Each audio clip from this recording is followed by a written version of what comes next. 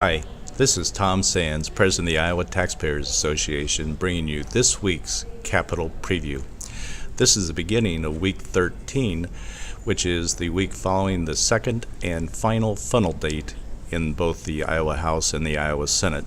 So most of the focus this week will be on Ways and Means bills, appropriation bills, caucus time, as well as much more debate. This week, the Iowa Senate Ways and Means Committee has one meeting scheduled, and the House Ways and Means Committee has 4 meetings scheduled. However, both committees are on call, so they can schedule any additional meetings at their will this coming week. The House has a meeting this afternoon at 2 o'clock. They are going to take up House File 227. That is a bill that we are not particularly following. It establishes a new deduction on personal income taxes for dependent child care. This year, or for fiscal year 2020, is expected, if passed and signed into law, will have a $1.2 million fiscal impact. Every fiscal year after that, it would be estimated to be somewhere between 14 and 21 million. It is also expected the House Ways and Means Committee will pass out House Study Bill 165. They released an amendment last week that is a strike-after amendment that mostly is clarifying language on what the base would be in case there is no reverse referendum vote called for a few years, even if local governments exceed their 2% allowed growth. And I don't believe it really changes the bill, the original bill, although it does add clarifying language. Once again, it does use a reverse referendum, which in its own way, in this particular way, has unintended consequences, in my opinion.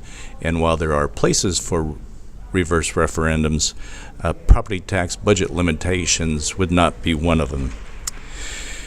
We are still waiting on the House version for the income tax and sales tax fixes from last year's major overhaul.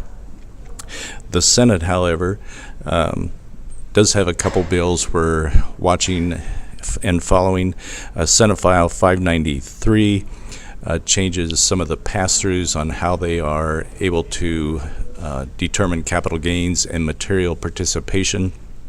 We have registered undecided on this bill, but are following that with keen interest.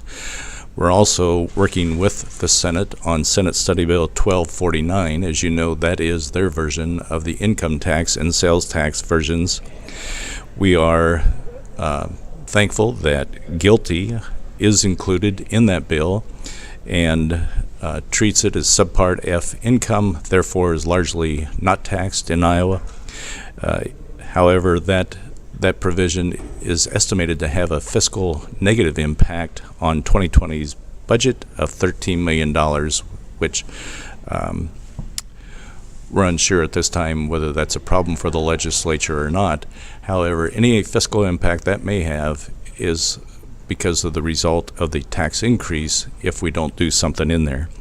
We're also paying attention to Section 163J because our concerns there is not addressed in the Senate bill, and we want it to get included in that Senate file as well as in the House language as well. We do not have any projection from the Department of Revenue of what that fiscal impact might be.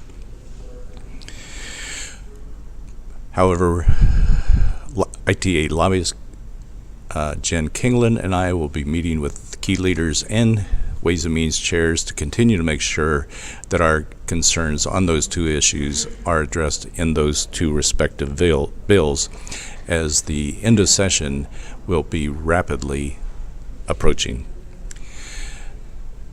That concludes this week's version of Capital Preview.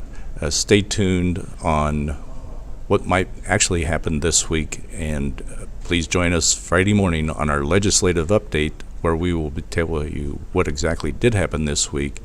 And until then, we will be here again next Monday morning for the Capital Preview.